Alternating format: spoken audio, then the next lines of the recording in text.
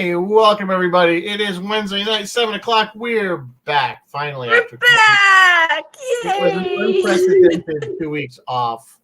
So yeah, was not really planned, but here we are. So No, it wasn't. we're back. We are back, healthy and well rested, I guess we'll call it, And well ready to fed go. over the holiday. Oh yeah. Oh yeah. So this week we are doing one of the shows that you guys have asked for. Barry Beth's been asking me I did forever ask to for do you. this one. So we are doing 1982's John Carpenter's The Thing. Certainly a very popular movie in its day. It's still today, I guess, is still a cult classic by far, even though it's been, well, not remade, it was pre-made. I guess that's the prequel. Yeah, there's a prequel. Yeah. So 2011 is a prequel. okay. But before we get into all that, hey, let me just say, hey, Bill and Bruce and Martin and Jeff and Chris, how are you? Thank you for joining us, It's guys. so good to see you guys in Yes. Ticonderoga. It was nice to meet you guys. All the ones that were there, of course, you guys know who you are. Actually, all those guys were there, weren't they? Except Jeff, Jeff. were you there? I think, yeah, right. Yeah. So anyway, we have news. We got a little bit of news. Let's get through the news so we can do the thing. In the news tonight, during my convalescence last week, I watched. This is my very sporadic segment. I watched it, so you don't have to. I watched The Creator. I also watched Barbie, but that's a whole nother conversation. I watched The Creator, and my review is, you might want to, I guess. It starts out very clever. I do like the way it started, but I think they dropped the ball at the end. It's interesting. I don't know. Maybe you guys might want to check it out. We'll see. In the news this week, things we missed since we've been gone for 2 weeks. SAG-AFTRA ended the strike, sorta. They have come to a tentative agreement, and they will, with the studios, and they will vote on this on December 5th. But not everyone is happy with their compromises. So it is actually not certain to pass. There are still unhappy actors about the use of AI and the use of their likenesses. I remember I talked about this a lot when we were last on the air. So we will see. We will see if this passes and if filming once again resumes. You guys probably already knew that Prodigy did get to Netflix. I was listening to the Trek Spurts because we had just seen Darren up in Thai. So I was listening to the Trek Spurts, and they were talking about the Inglorious Trek Spurts. If you don't know, it's a fantastic podcast. They were talking about, hey guys, don't get super excited. This doesn't necessarily mean there's going to be a season 3, season 4, season 5. They're going to show the first season and they'll run the second season because it's basically done. And that's it. You are not guaranteed anything. So don't feel like, okay, if shows get canceled or booted off Paramount, they have a place to go or they'll continue somewhere else. Probably not. Probably not. Astronaut Frank Borman has passed. I think he passed the night we did For All Mankind, which I wish I would have caught in the news. Yeah, that's sad. He was in his 90s, of course. Yeah, he was. Yeah, these guys are Mercury astronauts, not just Apollo. So they go back to Mercury too? I think he might have been. Well, if he wasn't, he certainly was Gemini and Apollo. He was a pioneer of space. He was the commander of Apollo 8, which was the first mission to go around the moon. At Christmas.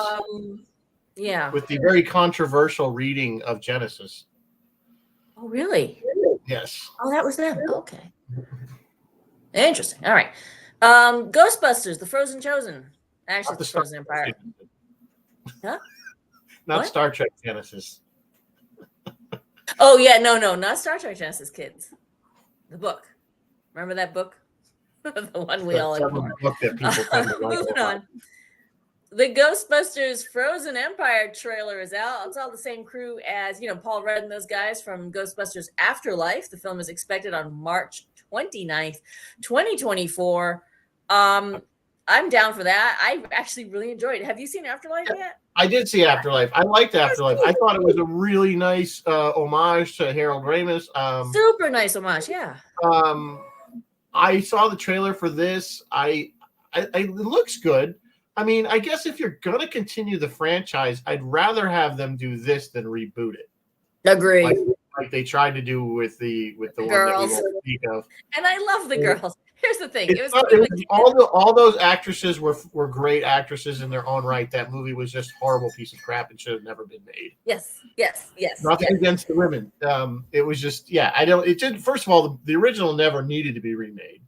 No. To me, it's like, are you gonna? It's like trying to remake Gone with the Wind or something. It's just no. Just leave it. Casablanca. Just leave it. There's no reason to remake that. And speaking of reboots and remakes, finally, last piece of news tonight. Surely, Rizzo, by now you have heard of the Highlander reboot starring Henry Cavill. It is due out in 2026. I am down for Henry Cavill. I think he could swing the sword quite nicely. But who's going to play the Kurgan? Because only Clancy Brown can Clancy Brown. And who's going to be our? He's probably a little old to play it now. Yeah, well, Clancy's still around. Clancy's still. I don't know. Who's going to be our Spaniard with a Scottish accent? I'm with you on Cavill for sure. Absolutely, 100%. Probably the perfect person to play that part of modern actors. Who's going to play? Who's going to be the Kurgan part? God, I don't know who. I'm sure they'll come up with someone. Clancy just has such a presence. He didn't have a lot of lines. No, he had a great one line anyway from the. Lady, to the nuns or something. No, when he's talking, to the, it's the line from Happy the song. Halloween. Isn't he like Happy Halloween or something? No, but he's like, no, the line from the song, the Def Leppard song. Oh yeah. So that was, but who would you get? I don't know. Who would you get to play that part now? You know. Who are your Liam Neeson as Ramirez? Oh, Chris, I don't know. Yeah, Liam. Who is old and stately nowadays? Who's one of our elder statesman actors? You could do that. You know who would be good is Ewan McGregor. I bet you. Yeah, Ewan McGregor as a Spaniard with a Scottish accent. Well, I mean, you've already done it. It's perfect. No, that's perfect. Because Connery was but it's a perfect replacement for Connery. You think about it; they're both Scottish. It's perfect to me. Here's the question, kids: do we need? It's like you were just saying. Do we need a Highlander reboot? Do we need that? We might. David. Sometimes I feel like that movie. Martin, are you saying David Tennant as the other? What's his name? As Clancy's part there? Is that what you're saying? Martin, who do you want David Tennant for? For the Kurgan or for Ramirez? Yeah, because yes, Martin, you're right. The Doctor Who 60th anniversary specials have just started coming out. I got to be honest, I have been so busy and then sick that I failed to look at any of them. I will catch up. Yeah, I haven't seen any of them either. Yeah, Bill, if it's well done, we might need it. I think that movie does not fall into the realm of like a Ghostbusters or those others that I think you could reboot it with better modern effects, better swordplay. Yeah. And there were plot holes. I mean, I know you guys love your Highlander, but there were some plot holes that could maybe get tied up. I mean, but any one of those, I mean, those movies from that era, there's always holes. Hi Ken. That's a show we should do some night. Movies that don't need a reboot. They're perfect the way they are. Leave them alone and don't touch them. There are quite a few of those, in my opinion. There's a gazillion of them. I hear your printer. Are you printing something? Yeah, it's printing. Is it regular printing or? No, it's. I'm actually making. I'm gonna move my microphone closer. Is that better? Yeah. I'm actually making barn doors for LED floodlights for the set tour.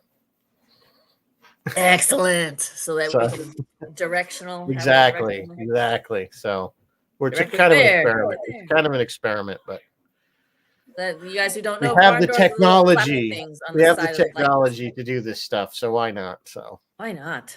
Anyway, yeah, that could be a good show. There would be probably too many, though. I think there would be too many because the problem is, I think the problem is what we get old and crusty, and we get set in our ways, and we don't want to see new things. But that's true. But because a lot of times we'll see, I was having this argument with our good friend Alex about the Grinch and the Jim Carrey version versus the original cartoon version, and I'm like, no. I mean, it's always going to be Boris Karloff for me, and that's the only Grinch there is, and the Jim Carrey one is just bad. And she disagrees very strongly about that. I don't see, like, Highlander's a great example because I actually think it could stand a reboot. I remember the original. I agree. I think if it's done right, I think it could work. I feel like it had a few things that we could maybe polish up But a the little TV more. show was almost more. The TV show was almost more popular than the movies. Yeah. Oh God. Yeah. How They many took seasons off. did the TV show run? 3 or 4. Yeah, at least. So, I mean, it went for a while. Bruce says, "Don't listen to Alex." I don't know, man. Alex. I don't know. Well, yeah, I know. We we have this age gap arguments about stuff all the time. So. Yeah, Alex actually is another. He doesn't think that Die Hard. We are old. So Die Hard is a Christmas movie. I don't care what you say. Oh, there she is. Yeah, Martin, you're right. There is a new Willy Wonka coming out. I knew she was hiding in the background there. Hi, Alex. We need to respect. Why do you have to choose? I'm not saying you have to choose. I'm just know which one's better. I'm not choosing. To meet Cindy Lou Who, and who does she become as a grown adult? I'm at least admitting that it's my own old crustiness that barn doors me. And since we're talking about barn doors, blinders me to what I want to watch and what I don't want to watch. So I've always said it. With any TV show, movie, if you enjoy it, that's fine. Enjoy it. Well, that's just, you're not. Yeah, Darren hates everything, but I was like, Darren, I like Lower Decks. No, I don't hate everything. No, I don't. I know, and he says that. No, I don't. Yes, you do. You hate everything. Everything we talk about, you're like. What was the talk? I don't know. All right, I don't want to talk about Darren. What was the one? It was For All Mankind, and I said he's like, have you watched it? Episodes, and then I didn't want to watch anymore because I didn't want to get drawn into something. Like, basically, I didn't want to like it so that I'd have to keep watching it. I'm like, that's why we watch television. What? I'm like, okay. That's why we watch television. To get drawn in. So, like, I'm so happy when I find something I like well enough that I'm looking forward to seeing it every week. And then there's other stuff I just have to watch every week because, like, I started it. God damn it! Now I gotta finish it. That's it. So yeah, I do. If you get drawn into something and you feel like you have to watch, that's why. Like, if I don't like something by the 3rd episode, I get the hell out. Yeah, I don't want to get. If it's getting bad, I'm like, nah, I'm not gonna watch any more of this because then you get to the point where you have to finish it. Oh yeah, absolutely. I've dumped lots of shows and shows that I won't. Actually, you know what? I am kind of like Darren in that aspect because there are things that I won't start because I'm just like, Exactly. So I did finish. What We Do in the Shadows. Isn't it awesome? When does the next season come out? I don't know. Oh God, I can't wait already. I'm already having withdrawals. So anyway, any more news? Because we got way off. That's it. That's all the news. Okay. And we do not have anything to spend 3 minutes reviewing. No, we tonight. have no 3-minute reviews on. So we're not going to do For All Mankind. No, we're not going to do For All Mankind. Tell us what we're drinking. So I thought, there's a lot of fire in this show, in this movie, a lot of flamethrowers. So I thought this was it's a little summary. This is for you, Kent, because this has Fireball cinnamon whiskey. Fireball pink lemon. You're supposed to make this in a pitcher, folks. So that's why it's a cup of Fireball whiskey and whole bottle of lemonade, whole cup of Fireball. Whole bottle of lemonade. Yeah. So looks like it could be quite refreshing. So grenadine, Fireball whiskey, and cinnamon. No, maybe not cinnamon on that. Could be good. I don't know. Anyway, somebody try it. Somebody try it. Report back. All right. So 1982. I did not see this in the theater. Neither did I. On the slightly too young side. I know a lot of kids did. I never really went, for the horror movies anyway. And let's face it, this is a horror movie. The science, it's even less science fiction-y than Alien because it's just an alien that takes place on Earth. Certainly for its day, it was the practical effects were I wanted to ask about really, that. They were pretty good. Do they hold up today? No, they look like rubbery things that are when splattered. You look at it today, it just looks like rubber and goo. But did anybody see this in the theater, and were you properly horrified by the special I remember just seeing bits and pieces of it and going, that looks pretty scary. So tiny side note, did you guys see the video of my dog watching it? Yeah. The dog's face. My dogs do that all the time when dogs bark on TV. The dogs are barking. Yeah. The audio is so good now. They'll I don't know what he can see or not see, but he could hear I the don't think tone. it's the seeing. I think it's their hearing. They hear, Yeah. and the sound is so good on these TVs that But that they actually, honestly, that effect still looked good because before the face splits open, it looks like a furry little dog. Like it looks yeah soft furry. You know what I mean? Like it doesn't look whatever. yeah. So yeah, like I was saying, when I rewatched this just the other day, and I was sitting there going, and it dawned on me that I don't think I'd ever seen it before from beginning to end. Like Really? in one shot. I've always seen it, and somehow I'd always catch it like on pay TV or something, and I'd watch like the second half of it, or I'd watch the first half of it, or something in the middle. So I pretty much had seen the whole movie, But just but not. never Yeah. saw it all at once. I see that. Chris and Kent both say they saw it in the theater. Did you guys love it? Like it got panned. Like it got absolutely trashed by critics. Like people hated it. Oh, it came out against ET, which didn't help it at all. But Well, people yeah, and I hated think it this was thing. going after the Alien popularity. And it It was was going, clearly yeah. it was a Siskel and Ebert. Siskel loved it. He was like, "This is a great commentary on McCarthyism," which it wasn't. It was a commentary on AIDS, but that's neither here nor there. Ebert was like, "This is the biggest amount of gross out trash I've ever seen in my life." You can see it both ways, though. But honestly, you can see it both ways because it was a lot of gore for the sake of gore and stuff like and stuff like that. And the one thing that just the whole thing that bothered me, I guess, in the film when rewatching it and really listening to the dialogue and what they were saying about the alien, in the one like line that you had said earlier before we started was, one cell is all it needs to infect you. They should have all been infected like 10 times over because they're getting splattered with goo and blood and everything else. They touched everything. He touched everything. It was everywhere. It didn't take much of this thing to assimilate. Here's my question, though, to the group and to you. In the beginning, we see the spaceship crashing.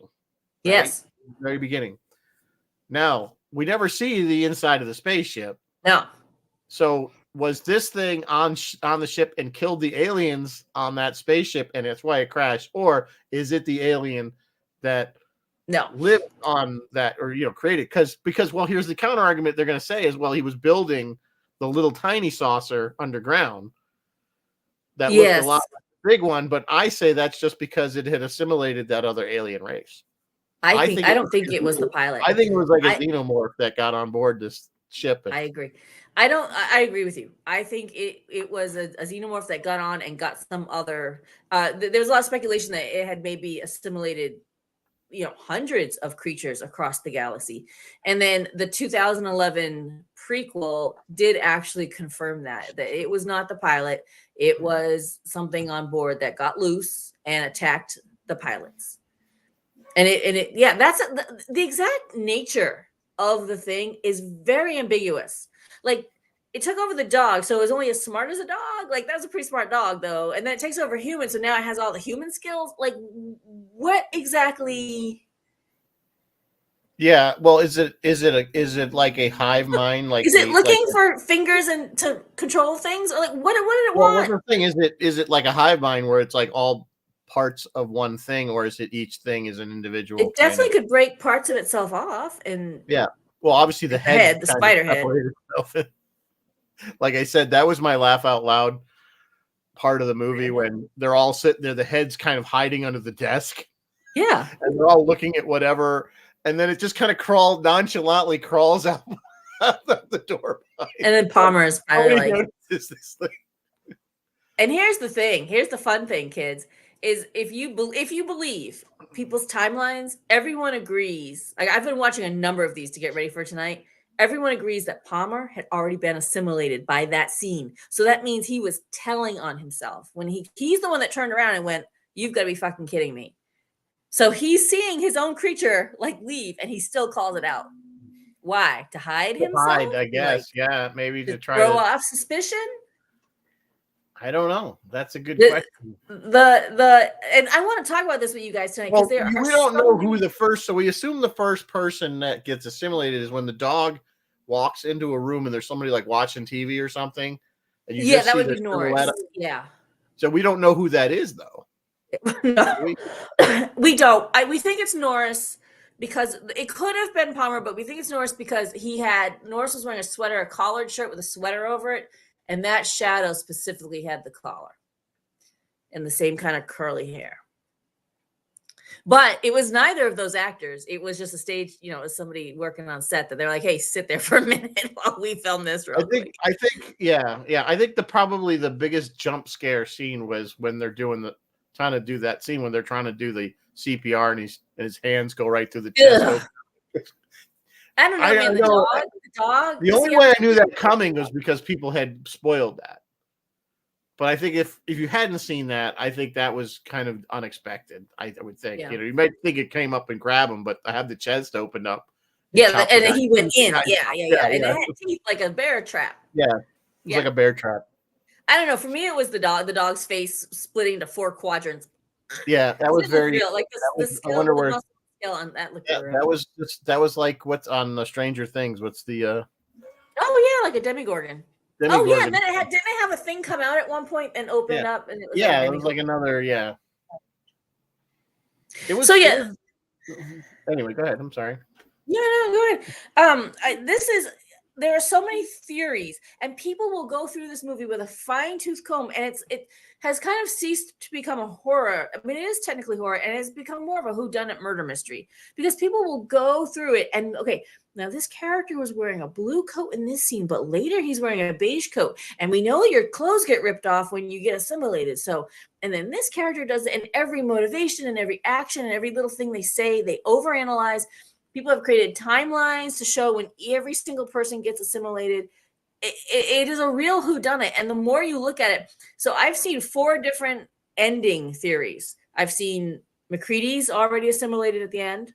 I've seen Childs is already assimilated at the end. I've seen they've both been already assimilated at the end. And I see they're both human at the end. I want to know what you guys think. Well, what do you think? I think it's got to be either they're both assimilated or they're both human. Because if one was not, it would attack the human right then and there. It wouldn't wait. What it was going to wait for. They had nothing left. There was no, you know what I'm saying? The guy didn't have any more weapons or anything. I question this. Why are there so many flamethrowers at a lab in Antarctica?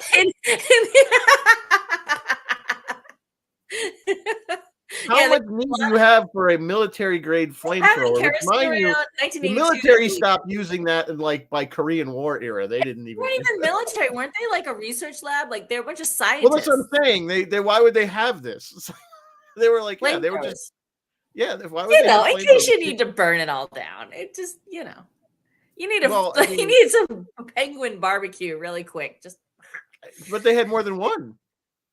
Yeah, they had at least 2 that I know of. And they had a whole case of guns too. Yeah, they had a lot of guns. Now the guns I don't know what the guns I can rationalize. I know on Svalbard, if you guys know where Svalbard is, you must have a gun with you for the polar bears. Are there polar bears in Antarctica? I don't think so. Maybe. I don't know. I know there's penguins. I don't know. Are there polar bears? Somebody must know. Are there polar bears? Somebody Google that stuff. Somebody Google real quick. Google because I'm trying to think what predators there would be in Antarctica. They're defending. Now wait, hang on. The audience says the flamethrowers are for clearing. Getting off the helicopter with a flamethrower? Melting snow, making water, clearing snow and ice. Maybe it seems like risking burning your shelter. Yeah, I don't know if they would use that to clean off the helicopter. Yeah, I wouldn't use a flamethrower to clean. I don't think you'd use it. I don't think it would be very effective at that because it's not what it's. And anything, you wouldn't use it for drinking water because it would be contaminated with gasoline. Exactly. Kent says they only have the basis pistol, no other guns. Just killer whales. Okay, Chris, there's a scene, Kent, where Palmer smashes the glass on a case. How do you know this, Kent, that McMurdo has flamethrowers? So there were other weapons. There was guns. Guns I could kind of see, maybe. But how do you know there's flamethrowers? Yeah, Chris says no bears, just killer whales. I want to know how Kent knows there's flamethrowers at McMurdo. I'm waiting. Reveal all, Kent. I know a guy. He just says, I know a guy. Just know a guy. I know. Okay. Anyway, you guys have not written your theories in the chat here. I want to know. Notice that the Norwegians and the Americans had the exact same helicopter. I mean, right down. It was the same helicopter. Right also down for filmmaking, the American camp, after they destroyed it, became the Norwegian camp. When they went to explore the Norwegian camp, it just became the Norwegian because it was already how destroyed. they shot that a bit out of order. Of course they did. Of course they did.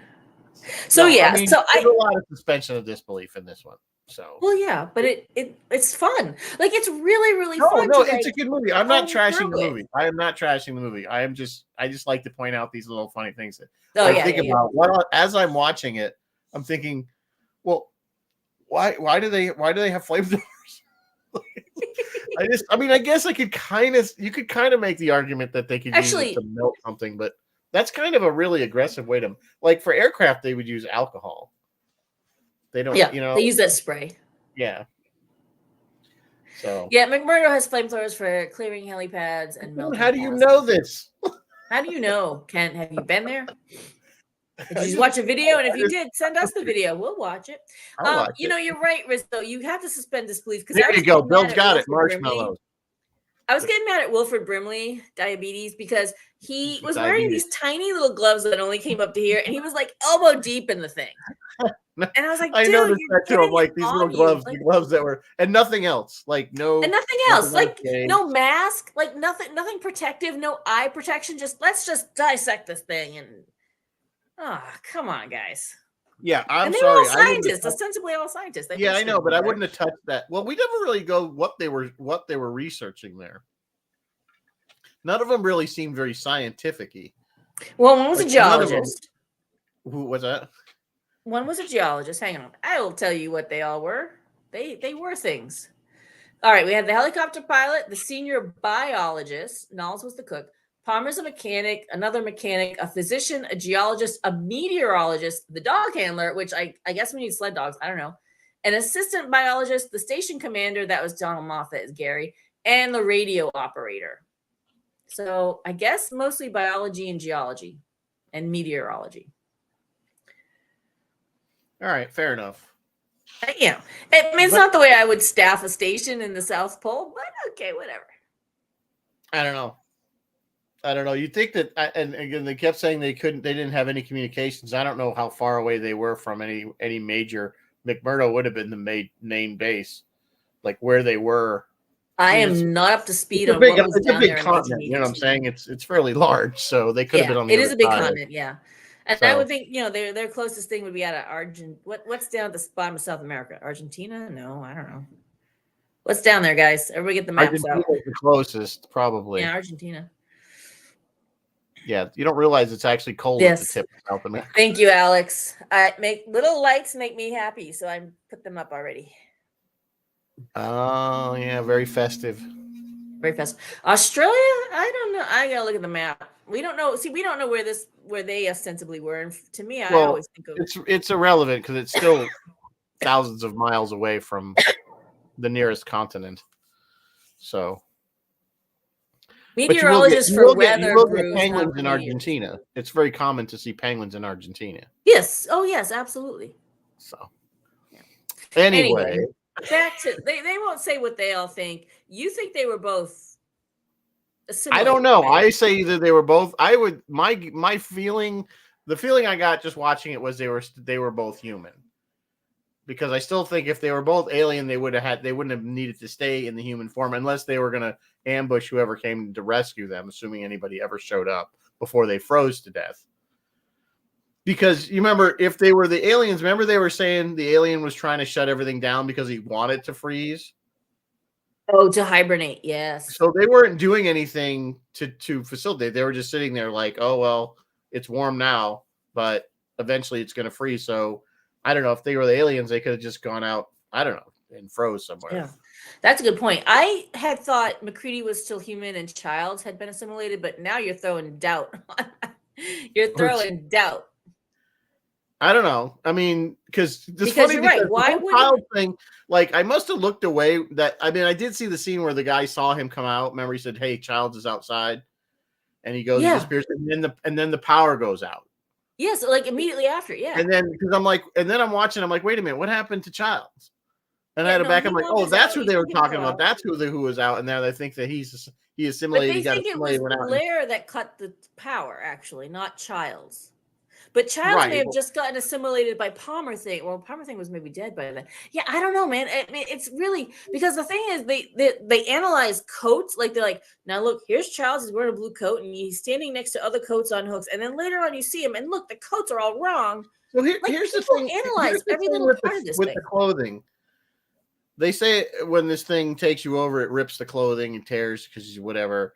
So, did the alien go and find new clothes to put on, or is it somehow Apparently, it was. does it make new clothes? Apparently, it was getting new clothes. That's why I want to know what's the nature of the alien. Like, if it takes you over, does it then have your sense and sensibilities? Like, oh, I guess I should put some clothes on. I imagine I got the impression that if it takes you over, it takes over all your gains all your knowledge and all that. I got that impression because that's the only way the ones that were really remember there was a couple when they were doing the blood test, they were functioning as humans. I mean, you could discern them from they original. were saying that Palmer, they were sitting there. It has all the abilities of the original and knowledge of the original. No. Funny little side note on talking about clothing. Go back and watch the scene. It's right after the dogs, I think.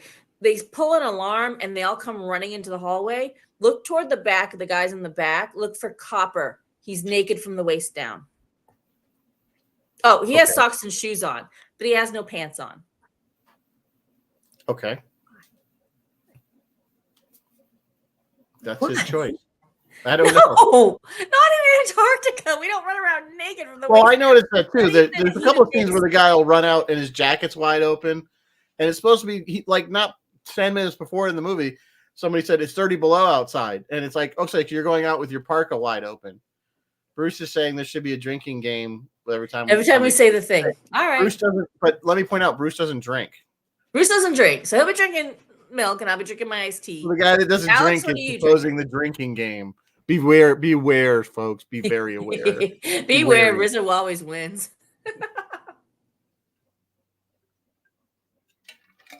All right. Other questions. You didn't say it had to be alcohol. Yeah, it could be anything. Other questions that people have. God, and people ever have questions about this? Well, clearly it's one of those overanalyzed. Who ripped up McCready's clothes and left them stashed around? Well, we assume that somebody that was trying to either frame him. Yeah, that they were trying to misdirect. Throw him off the scent. Yeah. So that I didn't get. Fuchs's death was sus. Knowles' death was non-existent. He just wanders off. We assume he gets assimilated, but we don't know. We don't see it. Apparently, in the screenplay, they did have Knowles' death, but for some reason, it didn't make it to the final film. Fuchs's death is sus AF. Like, he's just found burned to death outside. And they're like, oh, well, maybe it was a suicide. But he had just been, trying to help them figure it. That was an odd part for me that I didn't understand why they found him just burned up. Or was it really Fuchs and not something else that... Yeah, what actually killed Fuchs? I don't know, man. I mentioned before about they had said don't be sharing food, but a bunch of times McCready swigs out of bottles and then lets other people. Twice that I can think of. Maybe another time that I might have missed. J&B, was it whiskey or something he was drinking? I'm sure he was drinking the J&B. That stuff would probably kill the alien. Maybe that's why the alien didn't want to assimilate. Didn't want to assimilate him because he was full of that crap. So. We did talk about if Palmer. We did already mention if Palmer was already assimilated when he points out the head crawling away. Why does he point out the head crawling away? I don't know. Okay, so do you know? So the actors had this conversation a lot. Do you know when you've been taken over? And the actors were like, well, we need to know, you know what I mean? And there was apparently no concrete answer on set. Do you know when you've been taken over? Are you now an alien trying to act like Mary Beth, or do you just have all Mary Beth's thoughts and sense and sensibility, like I said earlier, and so you just act like Mary Beth? I don't know. I would think that would kind of defeat the point of being taken over. Which leads me to the question of what does the alien want? What's its goal? Just to reproduce? Is that it, just to spread like a virus? Or does it want to use technology to do shit? Does it want to... I don't know. That's why I said, is it like a hive mind where all the parts are Is it like a hive mind? Because the blood, remember? or are they when the just? blood Is it just still like a hit- virus that is just, and that's how it replicates and takes Yeah. over? And Was the blood flowing back toward to reunite with the body? Because some parts detach and go off, and other parts try to reunite. So which is it? Are we gonna I didn't notice the blood moving remember? back. It's still on the floor, and there's a shot of it on the floor, and it's like mercury. It just all starts running in one direction. I don't remember that part. I mean, the part, of course, when he puts the hot wire in the blood, and the blood goes like that. And Yeah. it's like clearly each individual cell, or when a cluster of cells becomes somewhat, I don't want to say sentient's not the right word, but at least becomes an organism in itself. Yeah. That it can react, and so it's very unclear as to what it is. Very unclear. And I don't think it needs to. We don't need to know what it is. Yeah, if it's alien, I suppose that it being I just don't think we need to know. It's not part of the enjoyment of the film. It's just you're going with this roller coaster ride. Like I say, it's a very, when you boil it down, it is a whodunit, and like you don't trust anybody. Exactly. Like someone in this room is the murderer. Exactly. Yeah. Then here's another clue that people pour over in this movie. Who sabotaged the blood? Remember, they opened the blood bank and they were all cut. Well, we assumed the doctor did that. Because they never. Dr. Copper or Dr. Blair? He had the only one that had because it was it the station? What's his name there? Windows. The guy that's the station, Gary. Gary was the chief. Gary, so Gary he said I'm the only one with the keys, and then Doc said I only take it when I need it, and then I give it back to you. So we don't know if he had it. No, well, we do. We know when it might have got wrecked, and we know that Wilford Brimley not only had diabetes, he had the alien in him. He didn't get to it. Okay, here's the thing with the keys: is there's a scene where Benning, I don't know the hell his name is. Benning and Windows are in with the dead thing, and he says, "Go get the keys from Gary. We're gonna. I want to move some shit." And so Windows goes off to get the keys. He comes back, and Bennings has been assimilated, and he's sitting there in the chair, like and this thing's crawling, and he drops the keys, and you hear it. It's a very loud. You don't see it, but you hear it. It's a very loud, audible keys dropping. So, and then he runs out. So anyone could have picked him up. So who wasn't? Now it's the old clue game. Who wasn't in the room when they're all standing around going, "Who did this?" Yeah, who had the opportunity? Yeah, it's one of those things you'd really have to go and you could analyze the hell out of it. I wonder if they were. I mean, yeah, that's a good point. I don't remember that part about the keys. That's what I'm saying. There's more. This is like a murder mystery, and there's more clues to it. And then we find out in the 2011, and now people found more information out in 2011, and then would go back and reanalyze. In 2011, they reveal that they can only assimilate organic matter. They cannot assimilate non-organic matter. And they're like, okay, well, Child still had his earring in at the end.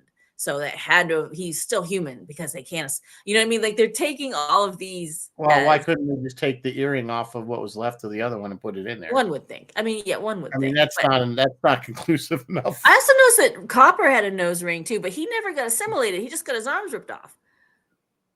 So. Yeah, he just died. And if he was in there, like, did he not assimilate because his arms ripped off? Like, he should have assimilated. He was spattered with blood. I don't know. They all were spattered with blood, that's what I'm saying. If it's enough, if all it is contact with living tissue. Yeah, if that's all it takes, then they were all affected. I mean, Bruce says, I need more science in this fiction. And Bruce, you might be right. We might. Well, it's not science fiction. This is not science fiction. You know what? You're right. This is horror. This is horror. So all rules are out. This is not science fiction. This is horror. Horror kids counts as fantasy, and fantasy has no rules. Yeah, there's no science in this really. In the science fiction sense. The only science fiction-y part of it is that it's supposed to be an alien. Yeah, that's true.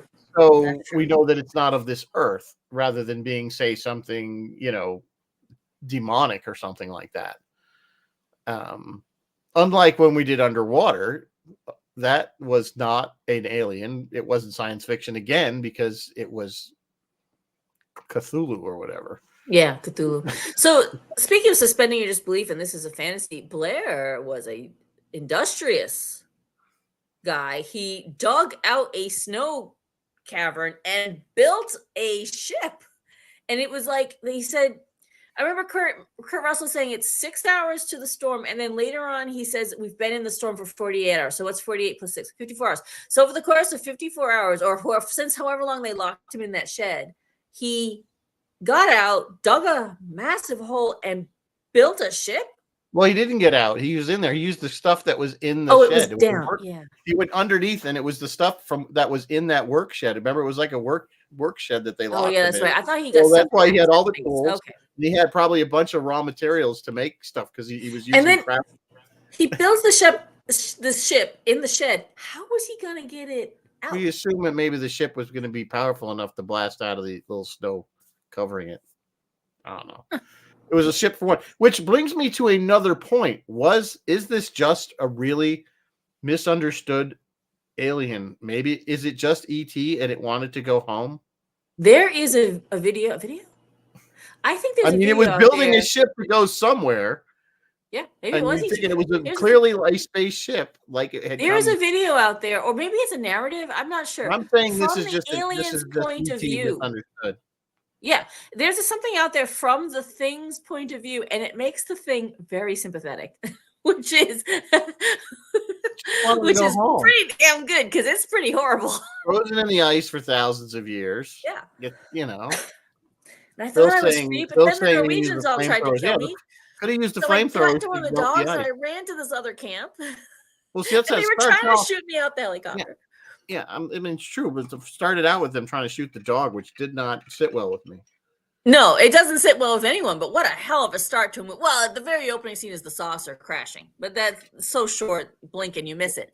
You're right. The opening scene is them trying to shoot this dog, this really beautiful husky out a helicopter. It sits well with no one, but what a hell of an opener, right? That catches your attention. You're sitting there going, what the fuck? What are they doing? What is happening? Why are they doing this? And then, why are they doing this? Of course, you know, the other thing is you're kind of the groan moment is the guy drops the grenade and blows himself up in the helicopter, and then they shoot the other guy, so nobody could explain why they're trying to kill the dog. Why? Oh my God! Gary takes the pistol and breaks the window. Why? Yeah, why would you do that? I know. You need windows. Just walk outside. It's okay. Just go ahead. That's what I'm saying. There's a lot in that opening scene that just doesn't make a lot of sense. Nothing makes sense in the opening scene.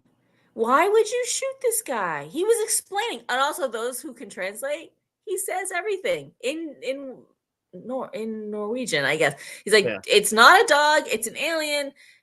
You know, you need to run from it. He says everything you need to know, but none of us speak that, and there were no subtitles. So, yeah, but I mean, the whole thing, I think it just kind of cracked me up because Robin Beach is saying the same thing. When the helicopter blew up, I was just like, right? Because I'm like, okay, that was like, there's always that, we fumbled the grenade. Where was he going to throw the grenade? At the pile of people? I mean, I don't know where he was going to throw the grenade because the dog to was get the dog. Get the dog would have just run away. Yeah. The grenade is not going to, even if it wounded the dog probably would have still been able to infect people. The other thing was the shocking lack of communication. Like, those guys go out, they find a bloody flying saucer buried in the snow, and they didn't come back and be like, "Oh my God, you guys, I found a flying saucer." It's, there's not a lot of communication. Well, that almost you could say that they were kind of keeping that so that they got all the credit for the fine. It's that they probably didn't think they weren't thinking communal. They were thinking this is again our stuff. It would have been made more sense. Your argument, it'd have been like Russians, like Soviets. Yeah, maybe. I guess I don't know. I think that would have been probably even better than the Norwegians because it would have made more sense why the Americans would have been more triggered to see a Soviet helicopter come shooting at them, or that's true. What I'm saying, or like the whole thing of why they would keep it secret. Norwegians don't really. Yeah, I mean, they're all part of NATO and stuff. So why would you anyway? Yeah, Robin saying as soon as that dog made contact with the Americans, the Norwegians were probably ready. Kent's always got an answer. Look at this Kent. He's going to the thermite grenade slipped in his big gloved hands. Yeah, it's still a sigh moment. It's Kent. still it was still a fumble. It was fumble Ruski. He blew himself and his helicopter up. That you're right, Robin. You're right. That dog was trying to lick the dog handler guy whose name I can't think of right now. And he tried really hard, but if you look closely, he never actually licks him. So contact was not made at that moment. The dog handler's name was Richard Master was Clark. Yeah. When you think about it, this movie had a lot of great actors and actors that I was like, well, surely they've all been in Star Trek. No, not many roads. No roads, still be no roads. A couple roads. Like I was like Richard Dicer and Donald Moffat. Like we've seen Donald Moffat and everything. I'm like, surely they've been in Star Trek. The 70s and stuff. He was in a ton of stuff. Even Keith David. I was like, has Keith been in Star Trek? I didn't find anything. Someone named David Keith was in Star Trek, but not. So for roads, I've got Richard Dicer as Copper, had a guest role on Next Gen. Charles Hallahan, who played Norris, he did Deep Space Nine, Honor Among Thieves. David Clennon, who played Palmer, he played Krell on Voyager. The episode was called Nothing Human. And Joel Polis, who played Fuchs, was on Voyager, the episode Time and Again. So there were a couple roads, but nothing as significant as I was expecting to find. You know why? It's because all those guys look familiar. Like you've seen those guys around for years and years and years. And you see them on a lot of TV shows. And after a while, you're like, oh, yeah, there's that guy from that show. There's that guy. Well, we know Kurt from just about everything. Clark did end up getting shot in the forehead, and he was human, which was what made McCready a murderer. Right, because he was. Which you think of anybody who had spent the most time with the dogs, he would have been assimilated first. You would think because the dogs clearly were. Which kind of cracked me up that they let the dog wander around the base, but they had all their dogs in all the dogs in the kennel. All the other pet dogs. This dog that we just met that people were trying to kill, we're going to let that wander around. But our dogs that we know, those are going to stay in the pen. And can I just say that dog gave a hell of a performance? There's one shot where the dog's coming down the hall and he starts to go in one room and then he's like, wait, and he goes into the other room to get Norris. Like, that was great. I'm like, oh my God, the dog is acting. Trained animals. They work on cue. It was actually two dogs. The dog that did the acting was Jed, and the dog running was not Jed, and they just painted him to look like Jed. Well, there you go. That's how Hollywood works, kids. Facts. So yeah, we really talk a lot about I think we just did talk about pretty much the cast, but you know what I always remember Donald Moffat from, believe it or not, more than anything, was I believe he was in the Logan's Run, the TV show. He was like the android. He might have been. I'm pretty sure, and that's because he has those eyebrows that clearly don't look human. He reminds me so much of do you remember, was it Kirk Douglas? Who was it in Airplane or Airplane 77? That was with the eyebrows. Yeah, you're just like I picked the wrong. Yeah, Bruce, you're right. Adrienne Barbeau was in. Yeah, you're absolutely right. Adrienne. Of course, because she's in every John Carpenter movie in some way. She's in every John Carpenter movie. Yeah, we talked about her when we did. What was the other John Carpenter movie we did? Well, I know we did Big Trouble, and we also did. Yep, Logan's Run TV series. Yeah, he was in that. I was right. We've done a couple of John Carpenters. Robin, the dog kennel scene is my big horror moment in this movie. I don't like dogs, neither do I, and it's why I won't watch Omega Man. What's the one with Will Smith with a dog, and then the one with Keanu Reeves and a dog? Like, there's a bunch of movies I won't watch. Yeah, you're right. Lloyd Bridges was the one you were thinking of. I'm thinking of Lloyd Bridges. Yes, I don't know why, but Donald Moffat. The wrong week to put Chip and Glue. They look alike to me. They don't look alike. They look different. Do a little bit. They both have eyebrows. I know that's very vague. The eyebrows. Yeah, it's the eyebrows. That's definitely eyebrows. So that's what's funny. It's just I remember from that TV show, which only lasted one season, and it was bad. So, I mean, Donald Moffat, he's just so recognizable. He's been in a ton of stuff. He's in everything. Keith David is around. Keith David is currently lending his voice too. He's got the on Rick and Morty. Right, he does play that. He And was of course, just we know who Kurt Russell is, and we know about diabetes. So, we know these diabetes. folks. Well, Richard for Masur, Bruce, he's he around. would be the diabetes guy. The diabetes. So. And you know what? Like, I went back to look at Wilford's IMDb. What am I saying? I went back to look at his filmography, and he did a lot of like heavy, serious, and for some reason, I always thought of him as like a light and fluffy grandpa, always playing the grandpa kind of guy. But he did a lot of like heavy crap. No, yeah, he's again almost. It's funny because it wasn't when I saw him in this. I'm like, because he didn't have the big bushy mustache. No, he doesn't. He doesn't look like himself at all, does he? So I was like, it's like the voice is what gives it away. Yeah, like, he sounds like himself. Grimley. He don't look like himself. So, yeah, you just remember him from stuff like Cocoon and whatever. And Cocoon, yeah. We probably all know him better from Cocoon. Yeah. So, so yeah, I don't know what else to think about this movie. It certainly, like I said, I think the effects are considered a benchmark for its era. They were. That's what I was asking. When you think about all that stuff was practical. There's no CGI there, folks. All that blood, all animated. I mean, by today's standards, yeah, you can kind of tell that's hard. The monster shop making that stuff, but yeah. No, I love this movie because it like I said, it's fun to go through it with a fine-tooth comb and say, well, this could be a clue to this, but this could be a clue to that. They had shot multiple endings, and they all tested poorly, including the one that they used. They all just tested poorly. The studio wanted a concrete ending. They wanted to know what was going on at the end. But you know what? John Carpenter this kind of movie, you always leave that bit of doubt. I agree. Yeah, I think he absolutely made the right call ending it the way he did. And look how it's entertained us for years. Like, we're still wondering to this day. Well, I mean, at some point, I think they had it right. Once they realized what the thing was, and then they had that, I don't know, they had it figured out that whatever the computer figure out, like what at the rate that it would spread, it would be like, I figured it out, it'd be like roughly like 3.5 years. It would be like roughly like 3.5 years. It said it's like so many thousand days or something like that. And it would be like plenty of time, by the way. I think it was like 2,000 days or something, which would be like 3.5 years, roughly. Just doing. So they knew that if this thing gets to a major off of Antarctica, the world is fucked. Yeah. So at that point, you kind of have to say to yourself, "We're forfeit. We have to nuke it from orbit. It's the only way to be sure."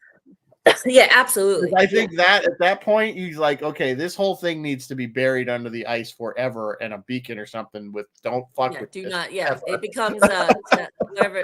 What was that planet in Star Trek? Don't go here. Yes. Teddy Alpha 5, whatever it was. Don't go here.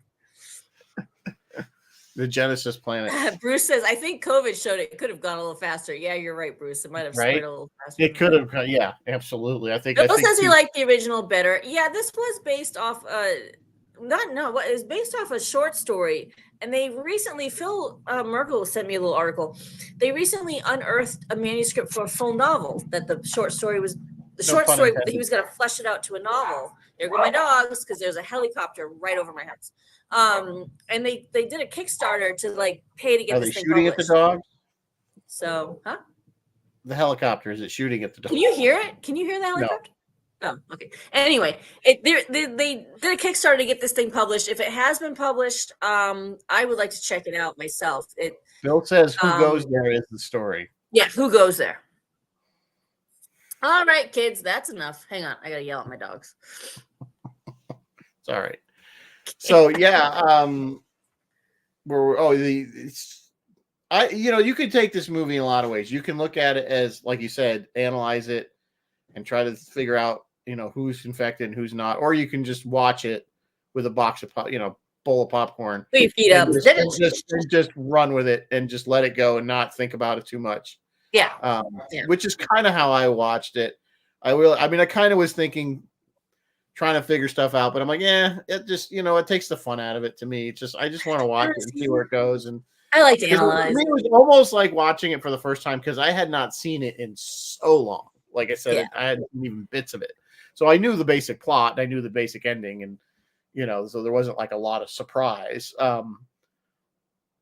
But I always kind of watch these movies now with a little different, try to put myself back in 1982 and think, wow, this probably was pretty scary in 1982. Yeah. Just like Jaws was really scary in 1975. And we Yeah. watch Jaws now and you're like, why was this so scary? Yeah. I mean, it's a great movie and I love it. It's probably how I feel about it now. Like I look at this now, but you watch it from a scary point of view and you're like, not scary. At least by today's it's not scary anymore. My daughter, the first time she watched Jaws, I'm like, it's scary, and she's like, that wasn't scary. When was the scary part? Yeah, what was the scary? It was, it wasn't scary. I was like, okay, well, it terrified an entire nation or the world. Nobody would go swimming the entire summer. Are you kidding me? Nobody would go even swimming in a lake or a pool. So, it obviously worked. Anyway. Yes. I will end with, this thing, like I said at the top of the show, it was trashed at the time when it came out. It has since become it is like on, top lists. It's a cult classic. People love it, and people now recognize it and honor it as one of the best horror movies ever made, and rightly so. I think it's really clever. I think giving you stuff to think about like that is super clever. I love that. I love it. Yeah. What was the last thing I was going to say? Robin's kind of agreeing with me where it says basically if the fact that their appearance was human and that they didn't attack each other means they were both human. That's kind of what I was kind of saying. If they were aliens, they wouldn't have just sat there and chatted. And if they were both human, or one of them was alien, the other one, it would have just attacked the other one. Yeah. There's so many arguments. Like I said, there's 4 potential endings, and there's arguments for all 4 endings. So, it comes down to what you are seeing in the film, and that's how art is. Because really, when, like I said, halfway through the film, you kind of realize there's no getting out of here without, without spreading it. So, you're screwed, and the only hope you have is like, if they come up, oh, we got to nuke this place because we just happen to have a nuke along with the flamethrowers and all the guns. Exactly. In a modern one, all they would have had a nuclear reactor for their power, and that's all they would. Oh, we're going to overload the reactor because it's like. And somebody would have to run outside. It would have been like Tracy and Gordo again, running outside on the moon. They would have to run outside in Antarctica with no snowsuit on to get to the nuclear reactor. Well, I just wanted to hibernate, Bruce, but that at least if you could somehow get a message out that like as a quarantine zone or something, at least some kind of message, and then just bury the place. Bill says it may be a Christmas movie. Is it a Christmas movie because it's in the snow? Yeah, that was my argument. Is this Christmas music because it takes place in the snow? No, it's not a Christmas movie. Not a Christmas. It came out like in June or July, and I was like trying to imagine it being really hot. That's all the arguments. That's the arguments that the people have for Die Hard. That was a summer movie. It was a summer movie, but that had specific Christmas references in it. It had the whole thing took place at Christmas. He was going to a Christmas party, yeah. So it's a Christmas movie. It's time for miracles. It's Christmas. Hans Gruber has fallen off the Nakatomi Tower. It's not Christmas until Hans Gruber falls off the Nakatomi Tower. And this is Tiberius. The dog making all the noises. The dog in the video. The one who. On that note, it is 8 o'clock. It is 8 o'clock. What does Bruce? Not Bruce. Phil and Roy. Roy have? Roy, let me do Phil. Phil's running a radiothon. So any pledges that come into WUSB tomorrow morning from 8 to 10 will be doubled up to $2,000. So support the station. Give a little to that. Roy, on Friday, he's going to be doing The Wonderful World of the Brothers Grimm from 1962, which I'm wondering, is that an anthology of all the Grimm stuff? I love the Grimm stuff. And then on Sunday, he will be doing a retrospective, Space 1999, 50 years in the making. Is Space 1999 50? Yeah, something like that. No, it's going to be older than that. No, is it? No, it's younger. It's younger than Star Trek. I thought it was 74. It was the 70s, isn't it? It was the 70s. It was early. Yeah, good Lord. Well, yeah, it would have been around 50, so 73 is probably about right. I don't even know if the 73 is probably right. Bruce says 76. Tune in. 76, that makes sense. Well, Then it's not 50 years. And that's not 50 years. Only 48. Unless Roy. you want to go all the way back to, they say it's a sequel to Roy. UFO, which was a better show anyway. Which was the better show. Filming started this month, 1973. Okay, Jeff says. And Bill says. So that's, well, they're all over the board. There you go, 74. What? Can I hear 72? Do I have 72? 72, 72, 72. 75. Do I hear 75?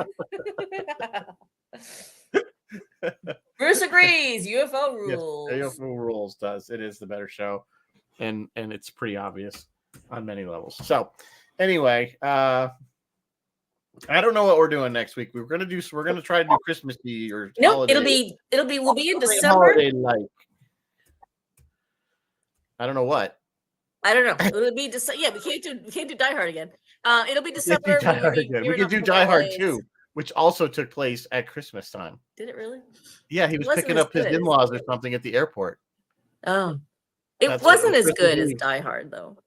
The second one was pretty good. It wasn't as good as the original, but it was pretty good. Maybe we'll just do an overview of sequels. Whole bunch of sequels.